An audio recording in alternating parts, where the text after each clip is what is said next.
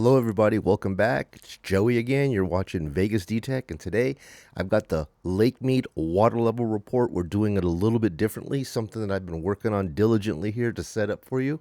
I hope you guys like it, and hopefully I can get this stuff out to you either on a daily or at least an every other day type of a situation to keep the community close together and keep everybody updated with pertinent information as you folks might be interested with what's going on at Hoover Dam and Lake Mead. So let's get into it today, guys.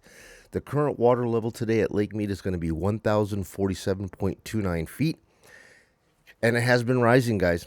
7.29 feet from the all-time low ever since I started doing these reports from the lake, and we have been progressively seeing small amounts of increases here, and it's a good thing, and I hope to continue seeing these good things happen at the lake as the water level increases. It shows that there is potential for the lake to get back up. If we really diligently work at it, we all conserve, we can get these levels back up to normal again.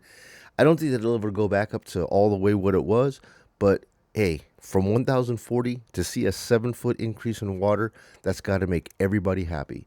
So let's go ahead and take a look at the water level inflow and outflow charts for today. Today's inflow is 9,644 cubic feet per second in, with 7,115 cubic feet per second out. And looks like for the last couple of days here, we've been following 10,000, 10,000, 9,000, 9,000. And guys, this is a holding month, okay? The holding month, as we keep discussing. We have months where we release more water and then months where we actually hold more water. And this happens to be a holding month.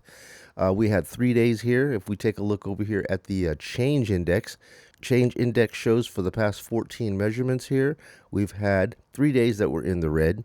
And the rest of them here, as you can see down at the bottom here, we had 1.9, almost 2 full inches of increase, followed by 1.4, 1.1, 1.4.